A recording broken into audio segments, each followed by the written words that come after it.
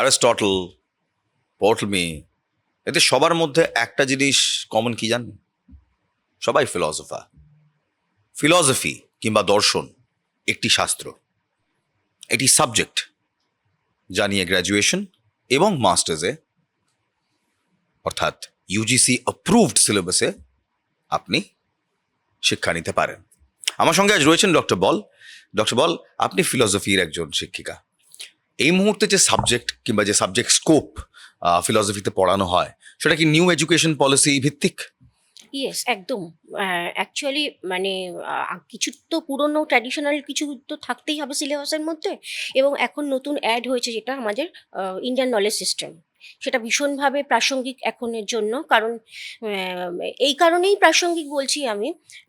মানে Indian knowledge সিস্টেমের actually ভারতে মানে অ্যাকচুয়ালি আমাদের ভারতবর্ষের যে কালচার, সেখানে যে কালচার, সেখানে দর্শন, সাহিত্য, ঠিক। বিজ্ঞান, হ্যাঁ, সেখানে অনেক সাবজেক্টের মানে মিক্সড একটা ইন্ডিয়ান নলেজ সিস্টেম। সেখানে দর্শন একটা খুব গুরুত্বপূর্ণ শিক্ষা ব্যবস্থার মধ্যে পড়ছে আর ম্যাম, subject। দর্শন কিভাবে পড়ানো যায়? মানে দর্শন তো একটা মানুষের তার চিন্তাধারা, তার ভাবভঙ্গি, তার আনুষাঙ্গিক সমস্ত কিছু বিচার করে তার বর্তমানের একটা বিশ্লেষণ। হুম। এই দর্শন পড়ানো কি করে যায়, কিংবা এই দর্শন কিভাবে ইউজিসিতে কিংবা পিজিতে পড়ানো হয়?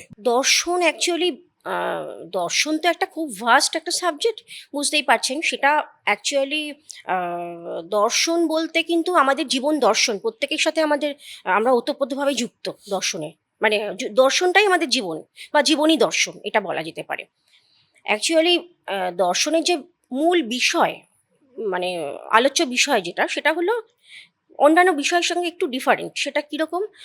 যে অ্যাকচুয়ালি ইন্দ্রিয় দিয়ে ক্যাপচার করা যায় না, হ্যাঁ, সেন্স অর্গানস দিয়ে ক্যাপচার করা যায় না, এমন বিষয় নিয়ে মূলত আলোচনা করা হয়। অ্যাকচুয়ালি আলটিমেট রিয়েল এন্টিটিকে খোঁজার চেষ্টা, একটা অনুসন্ধান। এই আলটিমেট রিয়েল এন্টিটিটা এক্স্যাক্টলি কি? পরম সত্য বা চরম সত্য সেটা কি, সেটা জানার জন্যই আমাদের যুগ যুগ ধরে দার্শনিকদের এত আগ্রহ। তারা দর্শন চর্চা করে আসছেন আমাদের ভারতবর্ষ এবং ওয়েস্টার্ন ফিলোসফিতেও, ওয়েস্টার্নেও তাই, ওয়েস্টার্ন কান্ট্রিতেও। মানে দর্শন চর্চাটা মূলত এই কারণেই মানে শুরুটা হয়েছে এই কারণে, একটা প্রশ্ন থেকে, জিজ্ঞাসা থেকে, জীবনের মানে কি, মানে জীবনের পরম তত্ত্ব কি, আলটিমেট রিয়াল এন্টিটি কি, এটা নিয়েই মূল প্রশ্ন আর কি। এই জিজ্ঞাসাকে তাড়িত করেই এসেছে যুগ যুগ ধরে অনেক আমাদের দেশের মুনি ঋষিরা এবং পাশ্চাত্য দেশেরও বিভিন্ন রকম বড় বড় দার্শনিকদের চিন্তাভাবনাতে এটাই একটা মূল মানে প্রথম স্থানটা পেয়েছে আর কি। মডার্ন সিলেবাসে হ্যাঁ।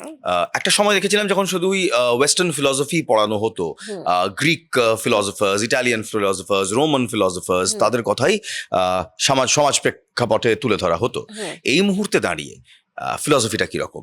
ভারতীয় দার্শনিকরা তারা স্থান পাচ্ছেন? ভারতীয় দার্শনিকদের স্থান পেতেই হবে। অ্যাকচুয়ালি আমাদের দর্শনের মানে ভারতবর্ষ তো দর্শনের কি বলবো মানে একটা পটভূমি বলা যেতে পারে। মানে দর্শন চর্চার মানে বা অনেক, অনেক হাজার বছর ধরে আগে থেকে মানে ওয়েস্টার্ন কান্ট্রিতে যখন সেটার মানে প্রসারিত হয়েছে, তার বহু, বহু যুগ আগে থেকে আমাদের মুনি ঋষিরা কিন্তু সেই দর্শন চর্চার মাধ্যমে মানে দর্শন নিয়েই চর্চা করে এসেছেন যুগ, যুগ ধরে। তো সেখানে তো দর্শন তো মানে ভারতীয় দর্শনকে তো প্রাধান্য সবসময় দিতে হবে। এখনো আছে, আগেও ছিল। স্টুডেন্টরা এটা কিভাবে অ্যাকসেপ্ট করে ক্লাসরুমে? স্টুডেন্টরা অ্যাকসেপ্ট করে কিভাবে? অ্যাকচুয়ালি স্টুডেন্টসদের প্রথমেই বোঝানোর চেষ্টা করা হয়। আমি আমার তরফ থেকে যেমন একজন দর্শনের শিক্ষিকা হিসেবে প্রথমেই বোঝাবার চেষ্টা করি। আমি ইন্ট্রোডাকশন দিই প্রথমে দর্শনে। অ্যাকচুয়ালি দর্শন তোমরা কেন পড়তে এসেছো? হঠাৎ করে দর্শনটাকেই চুজ করলে কেন? প্রথমে আমি এই প্রশ্নটা সবাইকেই কমন করি। কারণ দর্শনটা যেহেতু একটু ডিফারেন্ট, আমাদের আমরা যেমন বিজ্ঞান আমাদের অনেক কমফোর্ট দেয়। আমার মাথার উপরে ফ্যান চলছে কি এসি আমরা ভোগ করছি কি, আমরা এভরিথিং আমাদের লাইফে, ডেইলি লাইফে এভরিথিং আমাদের সবকিছুর অবদান হলো একমাত্র সায়েন্সের, বিশেষত।